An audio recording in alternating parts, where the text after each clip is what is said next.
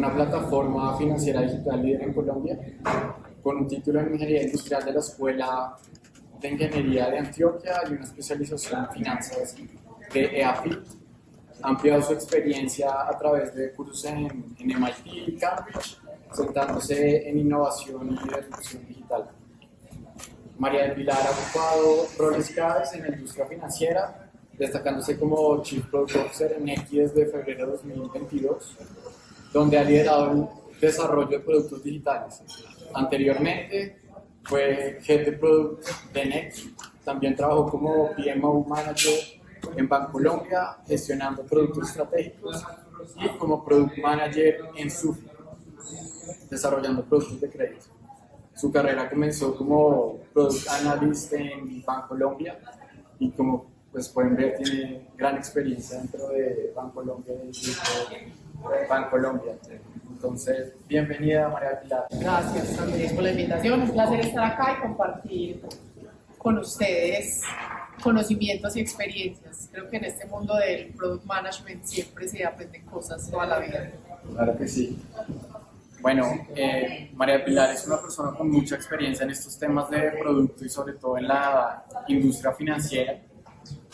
Y yo quería empezar con entender mejor todo el departamento de producto. Entonces, María Pilar, me gustaría que nos contaras un poquito de esa historia de cómo hace producto Nequi y qué los diferencia de otra empresa creando productos y por qué son tan exitosos tan productos. Bueno, yo arrancaría diciendo, como lo comentó pues Andrés, listo. Yo hago productos financieros desde hace más de 18 años. Obviamente, en esa época hablábamos de otras cosas, no existía el agilismo, no existía el diseño centrado en el usuario. Digamos que igual se adoptaban muchas técnicas y métodos de entender las necesidades y se llamaba de otra forma, pero digamos que han surgido un montón de metodologías que en ese momento no existían. Y yo creo que lo que ha pasado en Nequi, como en el desarrollo de producto, y que yo lo comparo, por ejemplo, con lo que hacía en SUFI hace 14 años o 13 años, se parece mucho, pero digamos que hay mucha más rigurosidad en poner al usuario en el centro, ¿cierto? Es muy común la frase de los productos se construyen desde el escritorio, hay que salir del edificio, y muchas veces cuando hacíamos producto en el pasado era muy desde lo que nosotros pensábamos que necesitaba la gente. En realidad, esa conversación o esa validación en la calle no era como tan consciente y tan rigurosa como es hoy. Y yo creo que ese ha sido uno de los factores claves de Nequi. O sea, Nequi nació como un intraemprendimiento del grupo Bancolombia, porque Bancolombia entendió que la industria financiera, pues que es una de las que más disrupciones ha sufrido en toda su historia, como la industria automotriz y otras industrias, estaba teniendo, digamos, varias oportunidades y amenazas. Estaba todo el boom de las fintech, llenando los vacíos que dejaban los bancos tradicionales, todas las plataformas digitales que estaban surgiendo, que estaban haciendo disrupción en grandes industrias, en la música, en los temas de streaming, en el transporte, ¿cierto? Todo lo que estaba ocurriendo y que eso no iba a ser ajeno a esta industria, a este sector. Y Bancolombia dijo, yo tengo que hacer algo. Y uno también puede ser emprendedor dentro de una empresa grande. Cuando una empresa grande que tiene recursos, digamos que en plata o en personas que probablemente son restricciones en otras empresas más pequeñas, pues hay que aprovecharlo bien. Y eso dentro de Bancolombia tuvo una voluntad política grande de decir vamos a dejar que haya una disrupción desde adentro.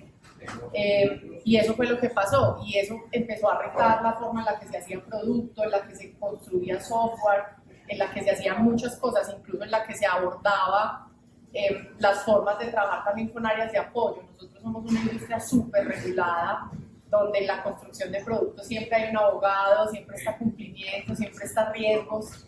Entonces es como también traemos esos perfiles a la mesa. Entonces creo que lo que ha sido exitoso en Nequi ha sido mucho pararnos desde los zapatos del usuario, de entender quién es esa persona para la que está diseñado Nequi, y que en la marcha uno a veces pierde como ese norte, y en las conversaciones que tenemos con el equipo de producto y con los diseñadores muchas veces creemos que nosotros somos el usuario de Nequi y probablemente sí, pero Nequi hoy está diseñado para personas de la base de la pirámide, ¿cierto?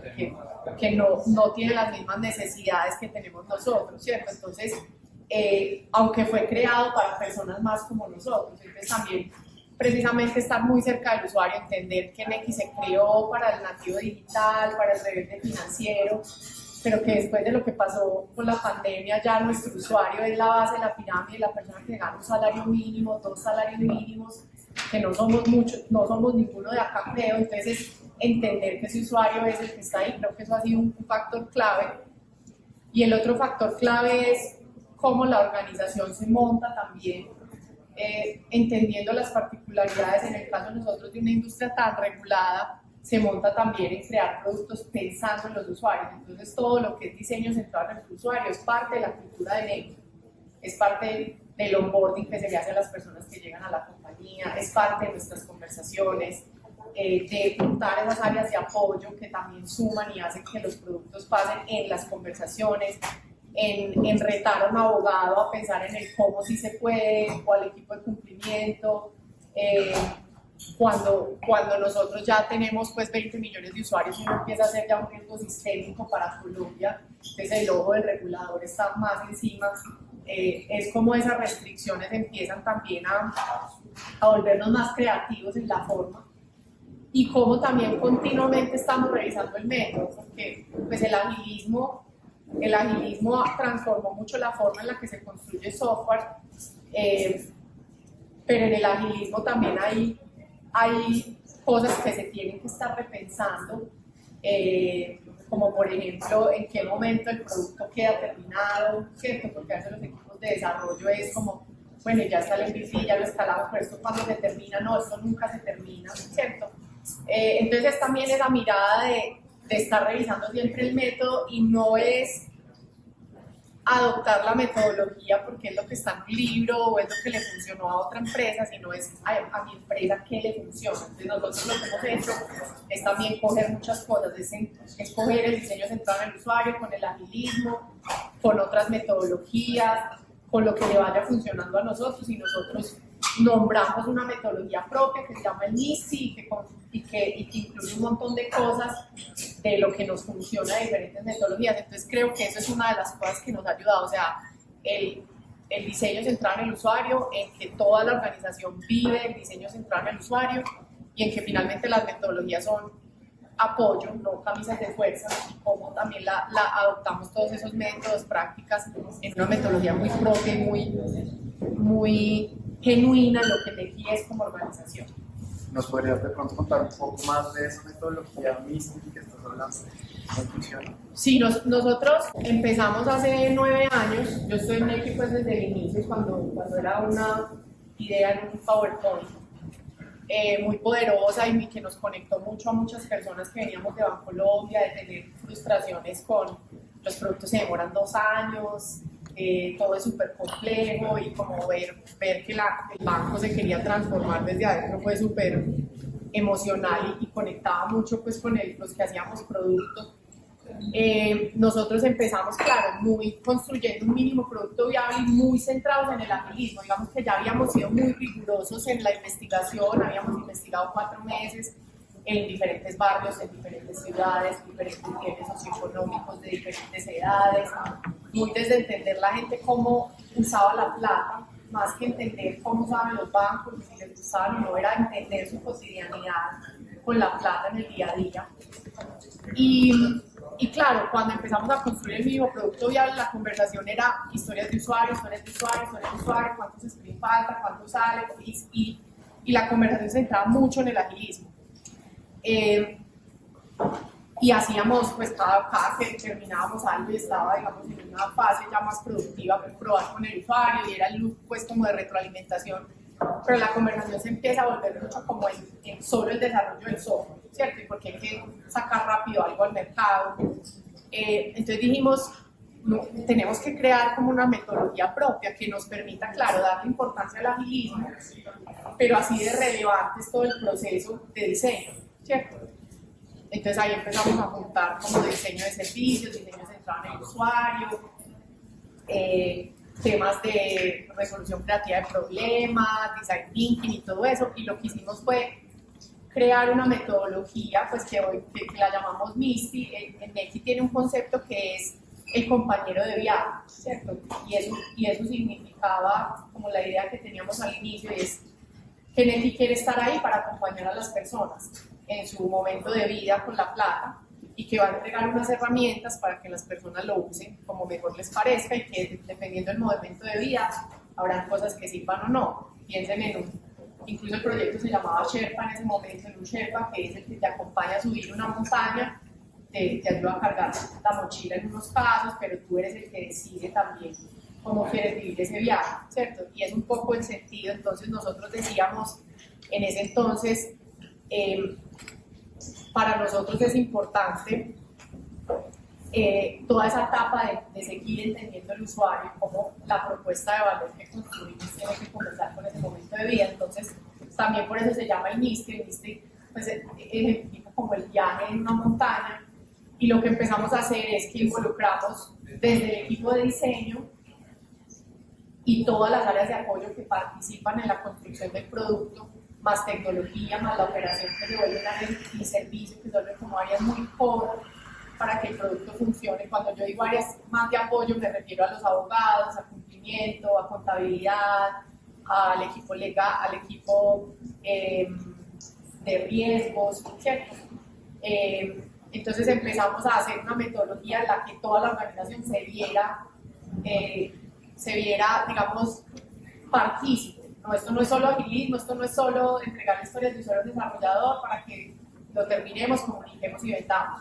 Entonces empezamos a crear eso, y lo que hicimos fue crear unas etapas donde la parte como del discovery, del entendimiento de necesidades, de validar que en realidad existía una oportunidad o un nivel, en que había una parte como de un diseño muy iterativo, de mucha validación con usuarios para poder empezar a construir antes de hablar de agilismo.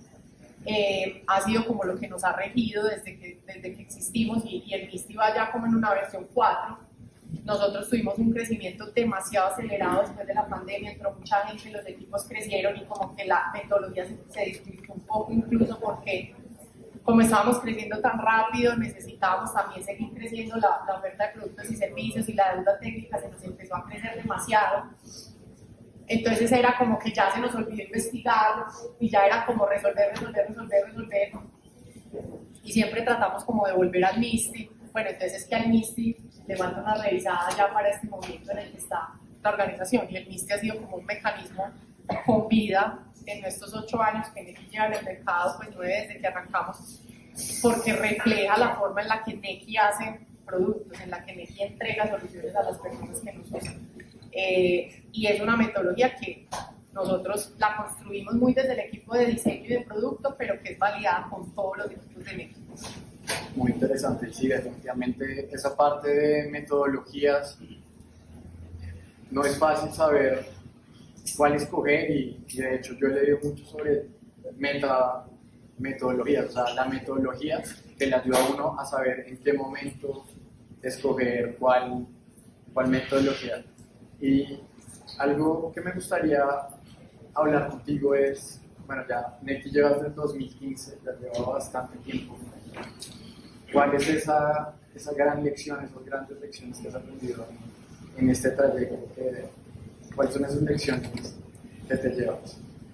Pues hay muchas. En 9 años siempre es que hemos aprendido muchas cosas, algunas nos han costado más y han dolido más, pero yo creo que hay una, y es que independiente del tamaño que tenga la compañía en la que estén, y mucho más si empiezan desde una startup y les toca verla crecer y tenerla que escalar,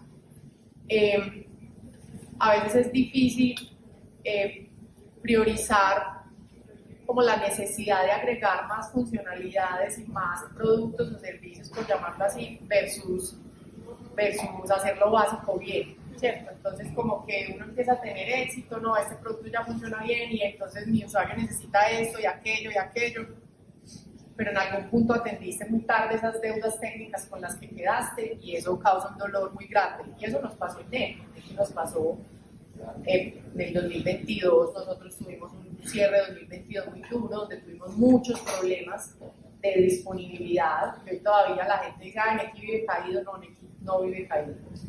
Ya eso no es verdad. O sea, si me lo hubieran dicho en el 2023, Nequi no vive caído.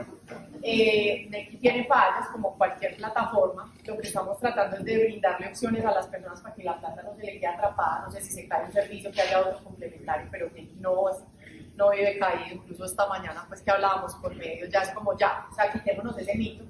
Pero tuvimos un final de 2022 muy difícil y un 2023 un inicio muy difícil, precisamente por eso, porque estábamos teniendo un crecimiento tan grande que teníamos que darle razones a la gente para seguir en Nequi, para seguir usando Nequi. Entonces siempre falta algo.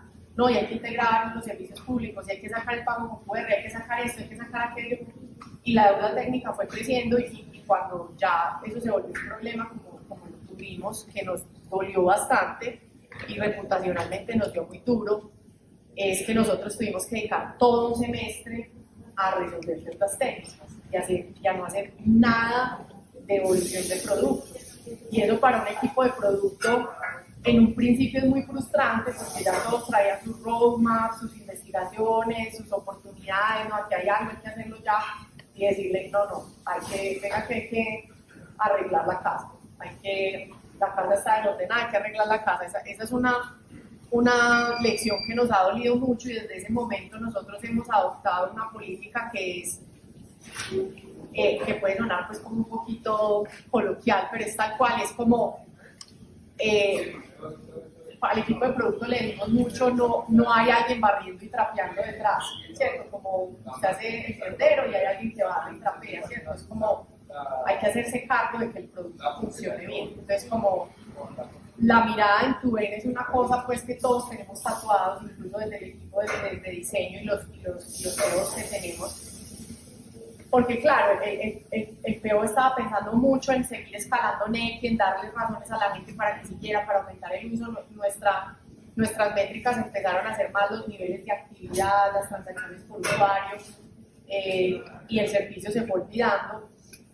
Entonces un PO jalando mucho, pero un área de servicio estallada, problemas de disponibilidad. Entonces hoy decimos, no hay nadie trapeando y barriendo detrás de usted, ¿cierto? Entonces es como el PO se hace cargo de resolver sus deudas técnicas, de resolver sus deudas operativas, y lo que hemos hecho es hacer mucha sinergia y traer mucho a la mesa de la priorización a las áreas de operación y de servicio, ¿cierto? Los que tienen la voz del cliente. Entonces, nosotros tenemos planeaciones trimestrales y tenemos una ceremonia que lo llamamos el Polaris, que es pues como la estrella ya que nos dice para dónde vamos, donde el equipo de producto es dueño de la capacidad que nos asigna la organización de las células de trabajo. Nosotros tenemos tribus y dentro de las tribus hay células, pero el líder de la tribu, que es normalmente un product manager, tiene que sentarse con la operación y con servicio y contarle qué es lo que va a priorizar para el Q, y tiene la operación y el servicio o las áreas legales o las de riesgos traer también sus necesidades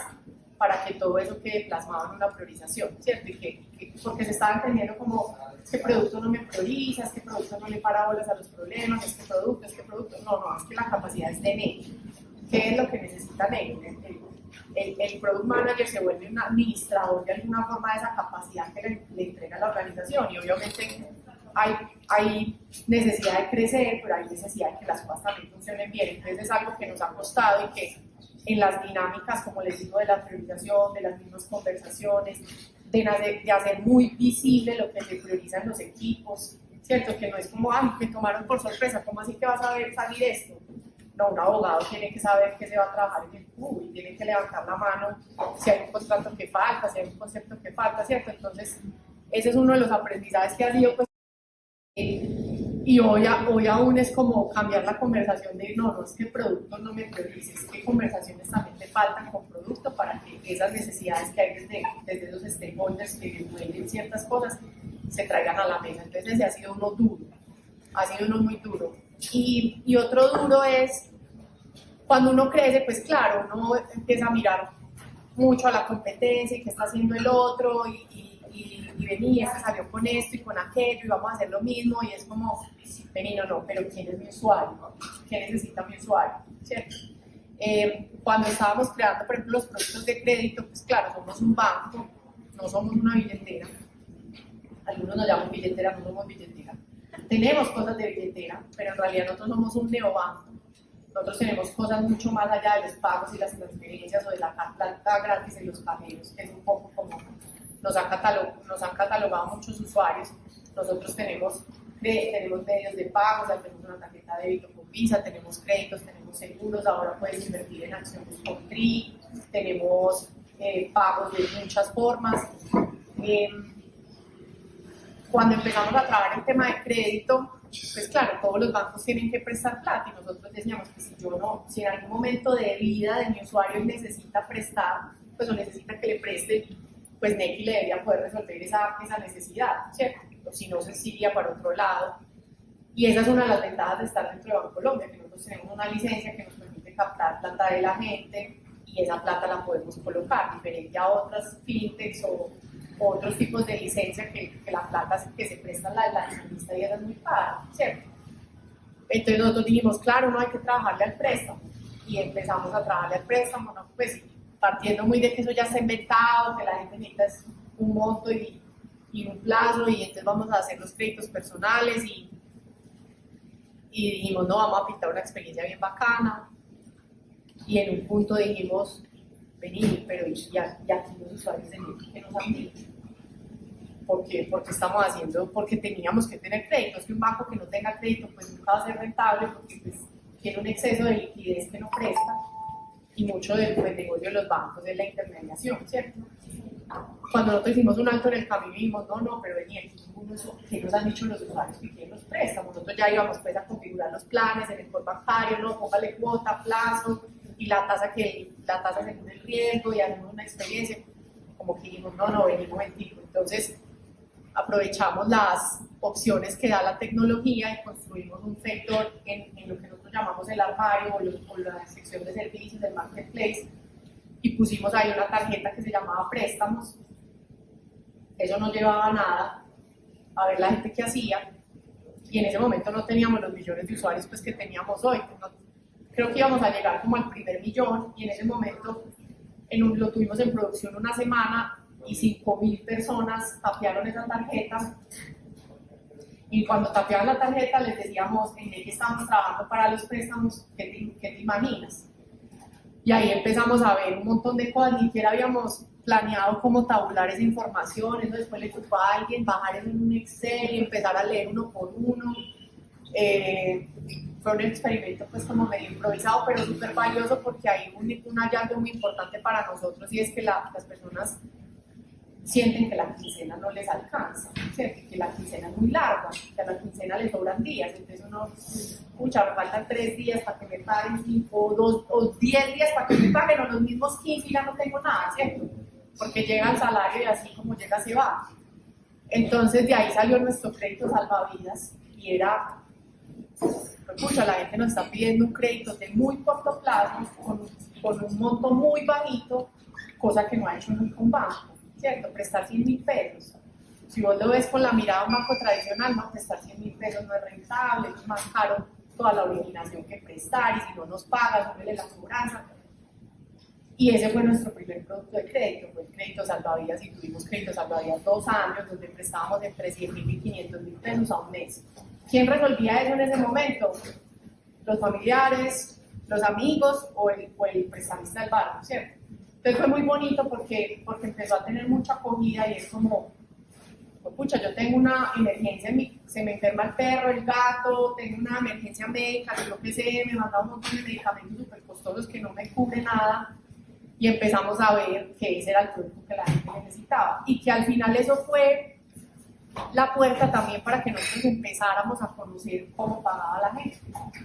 Muchos usuarios en Nequi nunca han tenido un préstamo formal, entonces era, bueno, es más fácil arriesgar 100.000 que 1 millón y eso nos sirve también como construcción de confianza. Entonces, esa ha sido una de las cosas que también a veces por el afán de creer que ya sabemos qué es lo que necesita el usuario o porque mi competidor lo tiene, porque ahí no hay mucho que innovar, eso es y ya, y pues damos una experiencia bonita, pues nos perdemos de hacer una pausa, de verdad investigar de una forma muy sencilla, con un experimento como el que les digo, de qué es en realidad lo que necesita la gente. De acuerdo, no, fascinante a mí. Esta industria fintech y bancaria que me encanta, entonces estoy aprendiendo un montón, sobre todo el futuro que viene para toda esta industria financiera, de préstamos, etc. Soy un gran fan de Bitcoin y del futuro de esa descentralización financiera. Bueno, quiero ir ya a otra etapa de la charla, darle la oportunidad pues a ustedes, a la audiencia, para que hagan preguntas, aprovechen esta gran oportunidad con María Pilar. Entonces, si quieren, vayan alzando la mano y le preguntan lo que quieran. Hola. Hola. Bueno, pues yo estoy justo en una etapa, en una situación. Disculpa, te paro. Natalia. Tu nombre y la empresa. Vale, soy Natalia, trabajo en la Cámara de Comercio de Bogotá y estamos intraemprendiendo. Entonces estoy como Product Manager manejando el intraemprendimiento con poco recurso, con poca credibilidad, con poco proceso. Y bueno, una lucha medio sistémica de creer en la innovación de los productos digitales, ¿no? O sea, si bien hay una visión muy bonita de construir un ecosistema para el empresarial, pues lucho con muchas cosas día a día. Yo quisiera entender un poquito desde esa experiencia, o sea, cómo fue esa disrupción entre el corporativo y cómo empezar a creer realmente en la innovación, en la construcción de productos, en que te dieran los recursos para que pudieras hacerlo. O sea, en ese momento, pues la Cámara, si bien hay una vicepresidencia de tecnología, pues el desarrollo es terciarizado, lo cual causa muchísimos problemas y muchas luchas al tener una fábrica externa de desarrollo. Entonces quisiera entender cómo hacen para como romper este proceso de intraemprender y transformar digitalmente e internamente muchas cosas. Gracias, Natalia, por la pregunta. Para romperte un mito, lo que se construyó en NEC era con una fábrica 100% tercerizada. Okay. Desde el principio, 100%, o sea, nada. Creo que lo único que era interno era un arquitecto, que cabía de cosas de Bancolombia, porque necesitábamos al final conexiones con Bancolombia por usar la licencia bancaria de Bancolombia. Y era muy gomoso como el tema de la nube, que en ese momento pues la nube era como muy nuevo. Yo creo que lo primero que te diría es que tiene que haber un muy buen sponsor dentro del corporativo. Tiene que haber un muy buen sponsor. En el caso de Neki, el sponsor era Juan Carlos Mora, el actual presidente de Bancolombia, ¿cierto? En ese momento él era el vicepresidente de Innovación y Transformación Digital. Y él era el sponsor que hacía que el banco, Bancolombia, se acomodara mucho también en cómo dejar fluir el proyecto, ¿cierto? Desde retar los procesos de contratación y compras, ¿cierto? Entonces, necesitamos configurar AWS, necesitamos cualquier tarjeta de crédito de cualquiera, ¿cierto? No es como vamos a hacer un RFI, un RFP, necesitamos un proveedor de biometría, hicimos un RFP, pues relámpago en 15 días. Necesitamos contratar una empresa que nos desarrolle software, que en ese momento fue Practic. Entonces ese sponsor fue el que nos ayudó también en las conversaciones al interior del corporativo para que esos procesos robustos, corporativos, de contratación y compras, de riesgos, de todo lo que tiene corporativo pudieran fluir. Entonces ese punto es clave, muy buen sponsor.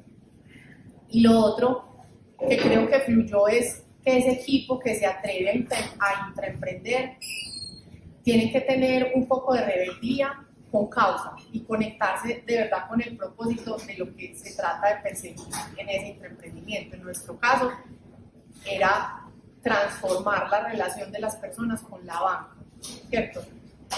Pasar de una relación que era llena de fricciones, que todo el mundo nos veía como más necesario, que cobrábamos mucho, que la relación era muy vertical, o sea, el banco está aquí, yo estoy aquí, siempre pierdo. Y ese era el concepto por lo que estábamos luchando nosotros. O sea, nuestra gran hipótesis era, hay una forma diferente de hacer banco, ¿cierto? Y hoy está conectado también mucho con el propósito de NEC. Entonces, que todo ese equipo se conectara con eso, se obsesionara con eso, mejor dicho, era pues creerse los emprendedores, creerse que sí era posible, en las conversaciones que se tienen con el corporativo, en cómo se involucran también ellos en la construcción y en la toma de decisiones. Yo me acuerdo que en ese momento nosotros hacíamos design critiques, que nosotros lo llamábamos de otra forma, invitábamos a los abogados, al oficial de cumplimiento, al de riesgo operacional, a que se sentara, a que viera pantalla por pantalla qué era lo que iba a hacer el usuario, pero partiendo de que había unos hallazgos, de que había unos dolores, pero era porque nosotros nos creíamos que eso era posible. Entonces tienen que ser personas primero muy resilientes, porque cuando hay un corporativo pues vas a tener muchos no, y es cambiar ese no por un cómo sí, ¿cierto? Y esas personas tienen que estar todo el tiempo vendiendo la idea y vendiendo como como ese gran sueño que tenés con el emprendimiento, y contagiar un poco al corporativo de eso. Creo yo que es lo más importante. Porque si hay un buen sponsor que te ayuda a fluir y logras con él, eso es como vendiendo, como si fueran inversionistas, o sea, se tienen que creer que esto es posible, que esto va a transformar la industria, o sea, muy sueño tal vez, pero también muy visionario, muy con los pies en la tierra de por qué sí es posible y cómo puede ser posible. Yo creería que es por ahí. Pues y el camino que nosotros hemos recorrido ha sido un camino también difícil, porque en un momento ya cuando empiezas a crecer ya es como compites incluso con el corporativo, entonces ya hay fricciones entre los negocios, y porque nosotros tenemos cuotas de manejo, y porque hay que regalar los retiros, ¿cierto? Entonces hay que entender que son dos modelos de negocio, eso siempre va a estar.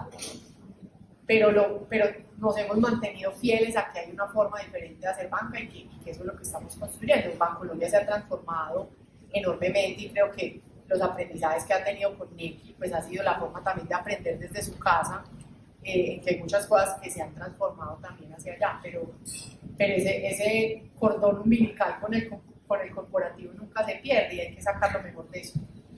Bueno, Vale, sí. gracias. Por acá vi que alguien levantó la mano. No, dale.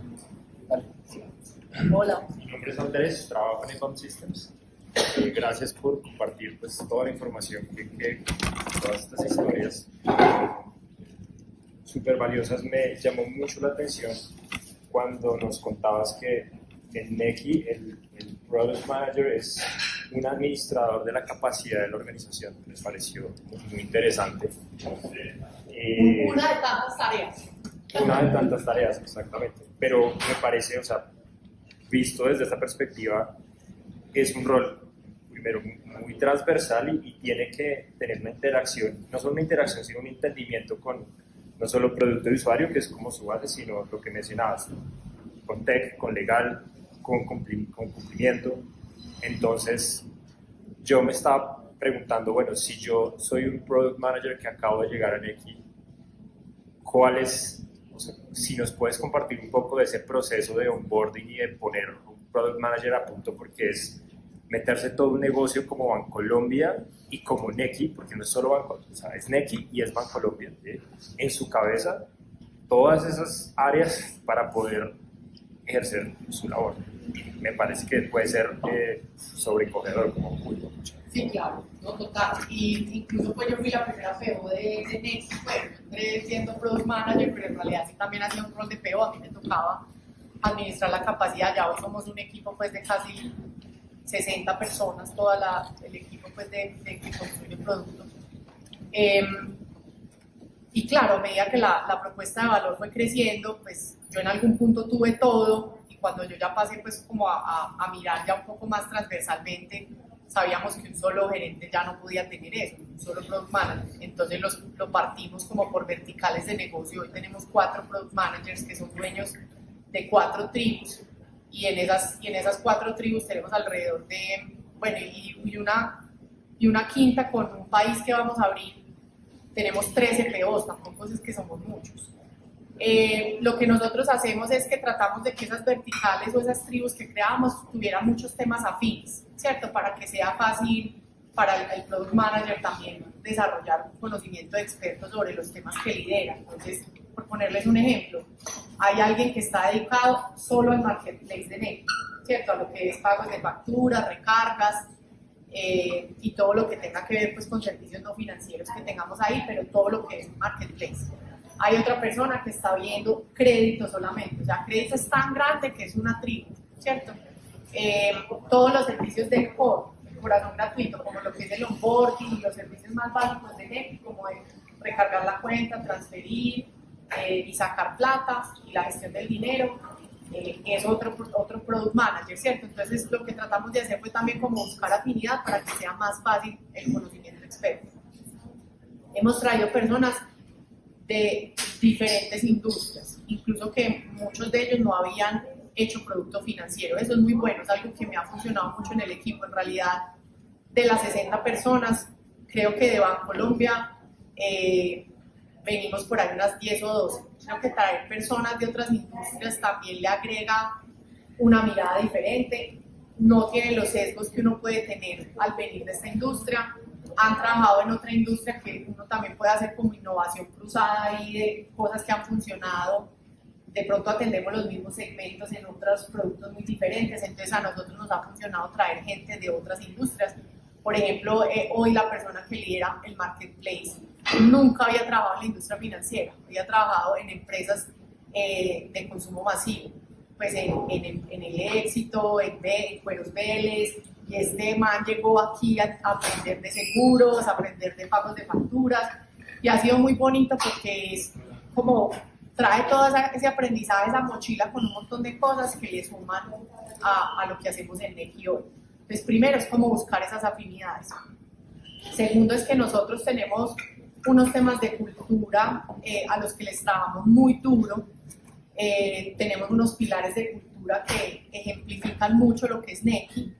El tema de estarnos retando siempre, porque estamos en una industria supremamente competida, en que el trabajo es en equipo. Finalmente un PO solo en Nequi no logra nada, un project manager en Nequi logra nada solo, o sea, necesita siempre de los equipos.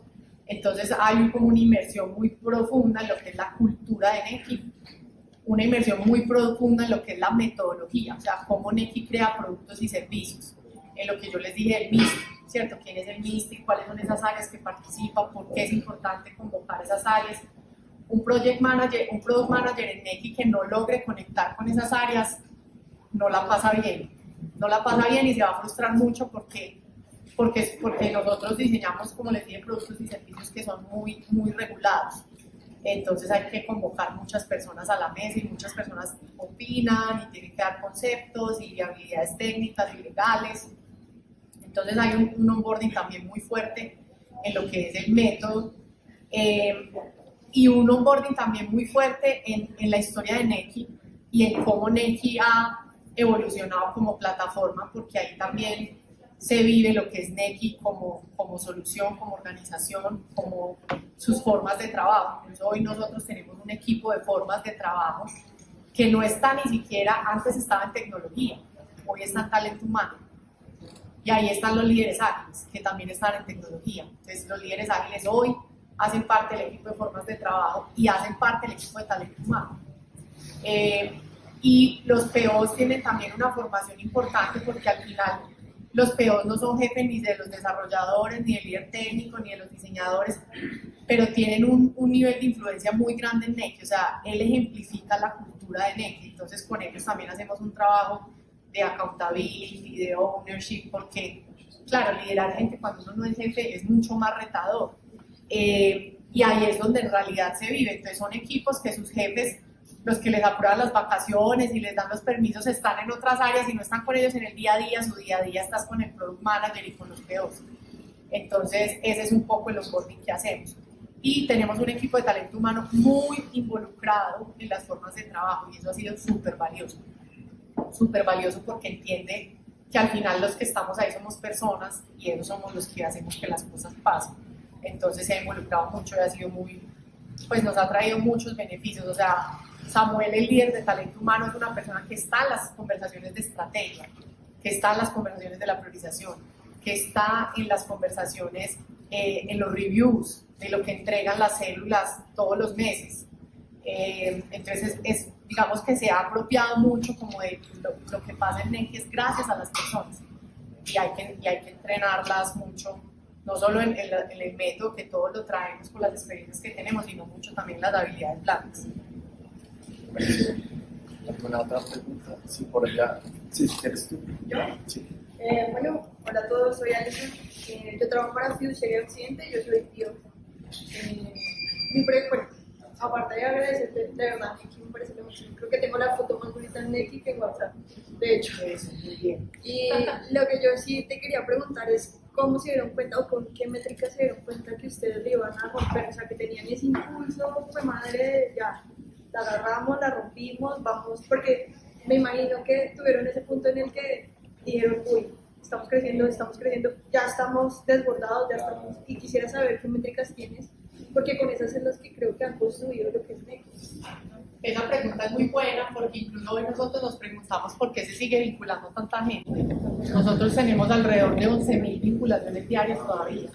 Y es como que, pero ¿cuántos más colombianos? Pues ya con 20, o sea, ¿cuántos más? O sea, y llevamos así como hace 2 años, pues obviamente, por ejemplo, lo que pasó con venezolanos, cuando sacamos la vinculación de venezolanos fue súper bonito en junio. Llegamos a tener días de 80.000 vinculaciones que fueron muy impulsadas por venezolanos. Nosotros, claro, empezamos a ver que crecimos, nosotros alcanzamos nosotros antes de la pandemia, en el 2019 teníamos 1.800.000 usuarios y ahí nos sentíamos ya muy exitosos, o sea, ya sentíamos que había un product market fit, ya no nos tocaba, como decimos, rogarle pues a una empresa, por favor, métete al marketplace de Neki, yo quiero que las personas puedan pagar tu factura. Era como, ¿usted cuántos usuarios tiene? No, 1 millón. Bueno, ¿y cuántos en Antioquia? No, pues 300.000. Bueno, listo. En Bogotá no, 400.000. O sea, como que sentíamos que estábamos como en el dilema del huevo y la gallina, ¿cierto? Era que necesitábamos pues a las empresas, pues el B2B para llegar al C, pero entonces las empresas no querían todavía estar en Neki porque todavía teníamos muy poquitos usuarios, pero los necesitábamos a ellos para crecer, entonces estábamos pues en ese dilema.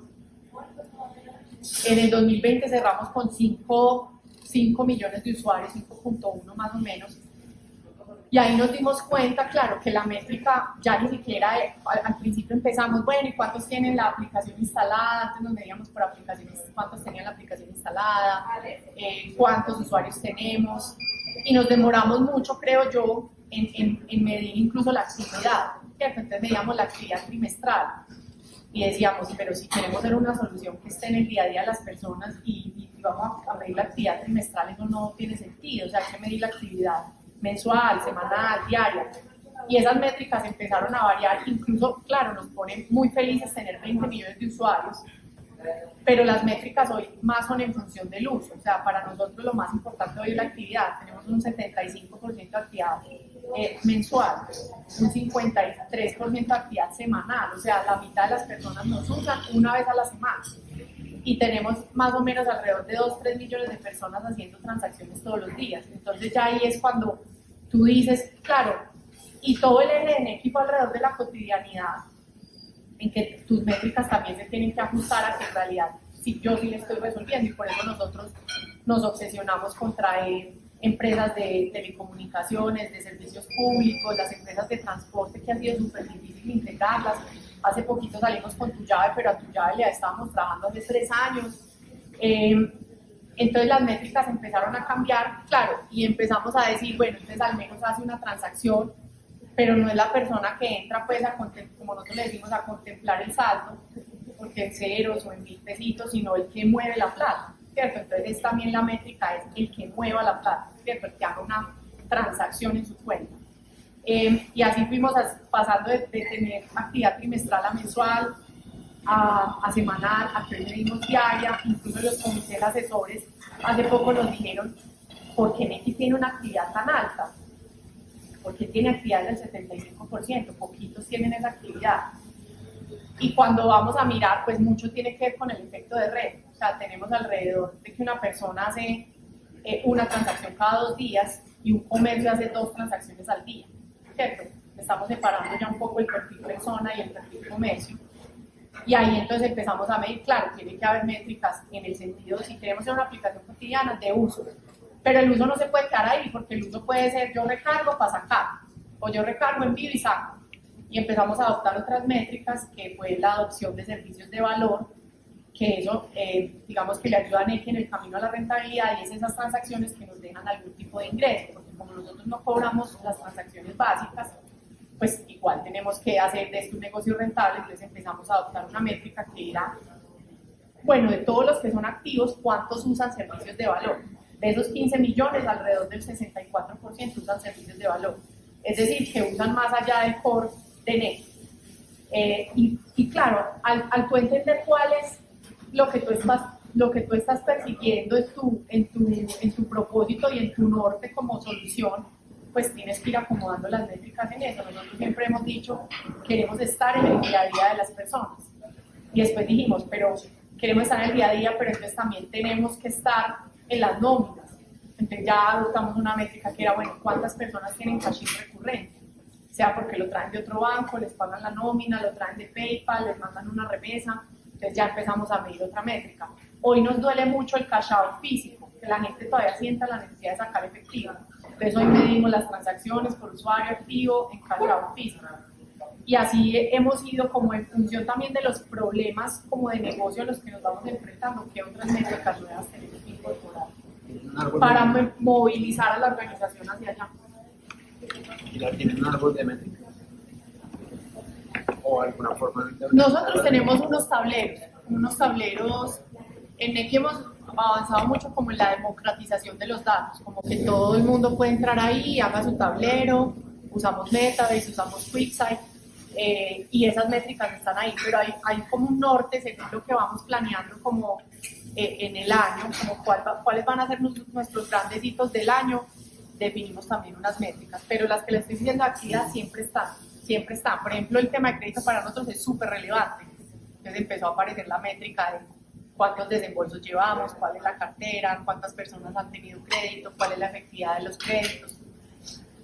Y hacia allá. Creo que tú tenías una pregunta. Sí, no sé, alcanzamos. Sí. Casi las 40. Sí. Bueno, la última. Gracias por el plan. Nos llamamos Julián, soy founder de una startup en Health y te quería hacer una pregunta relacionada con un conflicto que yo tengo por mi trabajo anterior. Yo fui de un producto de regulatory compliance y todo el tiempo nos tocaba tomar decisiones muy complejas en términos regulatorios. Entonces, pues, con la experiencia que tienes tú con Nequi, ¿cuál crees que es el balance correcto entre riesgo y que esta vaina se mueva rápido para que crezcamos? El caso de nosotros era entrar a un país, todavía no les vamos a decir oficialmente lo que estamos haciendo, pero me demoro 6 meses en tener una licencia, con millones de dólares versus una multa de menos millones de dólares. Entonces, ¿cómo crees que se juega? Sí, es bien complejo. Es bien complejo, o sea, yo creo que no hay como una respuesta única. ¿Qué nos ha funcionado a nosotros? Digamos que al inicio probablemente era más fácil correr ciertos riesgos porque no había nada material. Pues teníamos 100.000 usuarios, 200.000, en millones de clientes que tenía Bancolombia, y como nosotros reportamos consolidado, pues digamos que el riesgo material de esas cosas era manejable. En la medida en que Nequi iba creciendo, y en ese momento nosotros sí hicimos algo muy bueno, y es que tenemos una muy buena relación con el regulador. Entonces todo lo que se quería hacer con Nequi, en ese momento no había una vinculación 100% digital al depósito, todo eso se lo mostramos y lo compartimos, que era lo que queríamos construir, y tuvimos y hemos tenido siempre una relación muy cercana con el regulador. Entonces en ese momento probablemente uno siente que puede correr más riesgos. Hoy que ya somos grandes, que ya cualquier cosa pues sale 300 menciones en la super, en X y en Instagram y en todos lados, ¿cierto? O un medio titula Nequi está caído, ¿cierto? Ya hoy el tema reputacional pega mucho. Lo que nosotros hemos hecho con los equipos, claro, de riesgos y de cumplimiento es, cuando tenemos disyuntivas de cómo proceder frente a una cosa, es cómo podemos hacer lo mínimo que no nos implique correr riesgos innecesarios de sanciones, pero que a su vez sea una cosa que nos ayude a movernos con velocidad, ¿cierto? Y cómo podemos implementar un poco también controles en función de esos riesgos. A veces esa es su función, las áreas de apoyo en esos casos tienen que pues, tratar de correr los mínimos riesgos, pero siento que es mucho como trade-offs, como, listo, esto es lo que queremos, pero si lo hacemos así y probamos y cuando lleguemos a este número lo hacemos así, y porque cerrar completamente todas las brechas va a ser casi imposible, pues, o sea, sería muy difícil pensar que uno no, en una industria como esta o en cualquiera no tiene riesgos, no tiene brechas, pues claro, hay equipos por ejemplo, de auditoría que contribuyen mucho y equipos de auditoría que a veces se satanizan un poco, pero que agregan demasiado valor. O sea, para mí el equipo de auditoría de NEC es como, venga a ver, ponga los ojos aquí a ver qué riesgos tenemos o qué brechas hay que cerrar para que esto no se vuelva un problema más grande. Y son áreas que hay que invitar a la mesa. Entonces creo que es mucho como esa negociación de implementar también cosas que sean un poquito más incrementales. A veces también los controles son demasiado robustos para cosas que ni siquiera sabemos si van a tener éxito o no, ¿cierto? Vamos a salir y vamos a probar con algo, pero le montamos el control como si fuera pues para los 20 millones de usuarios. Entonces, creo que también es entender cuáles son las dimensiones y cómo también los controles dependan muy en función también de la exposición a ese riesgo. Y ahí es muy importante también los equipos de riesgo operacional con sus metodologías para valorar los riesgos con frecuencia y si uno tiene controles y mitiga y no todo se resuelve tampoco con desarrollo. Probablemente al inicio uno pueda tener unos controles manuales y eso le permita salir más temprano. El problema es que esos controles manuales no se queden manuales porque entonces ya hay otra vez el tema de dudas pues, de técnicas y funcionales que hablamos ahora. Pero creo que es mucho de negociación, eso nunca, no hay como una fórmula perfecta ni nunca se va a resolver. Y creo que en los casos en los que pasa lo que tú dices, no sé, nos gastamos 6 meses y al final no salimos con nada, pues pucha, ¿qué aprendimos de esto? ¿Qué errores no puedo volver a cometer? Y yo creo que eso tiene que quedarse como, así como uno hace retrospectiva en el agilismo de los temas de desarrollo, casi que hay que hacer lo mismo con las áreas de apoyo y documentar esas lecciones aprendidas, que a veces el agilismo, claro, premia más las conversaciones que los procesos y no sé qué, pero el tema de documentación es supremamente importante, esa es la memoria organizacional. Y en ello a veces somos flojos porque no hay que seguir con lo que sigue, no documentemos que eso quedó ya en una presentación, o sea, eso también creo que le da como esa gestión del conocimiento a la organización de qué cosas no volver a repetir. Perfecto. Bueno, ya lamentablemente María del Pilar se tiene que ir porque como dije, si no es de Medellín, ya se tiene que ir a Medellín, entonces, pues lo primero, un gran aplauso por Gracias, esta charla.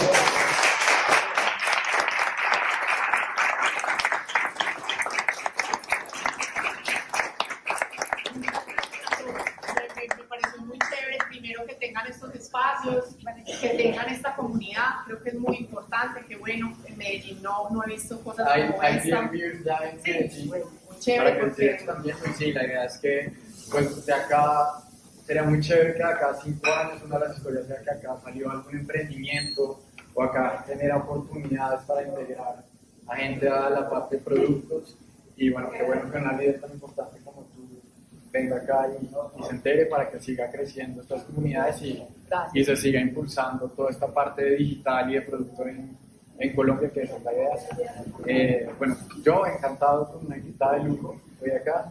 Y también le quería agradecer a todas las personas, a los anfitriones que nos ayudaron, a Pilar también, tu tocaya, a Marcela, bueno, y a mi papá que también está ayudando.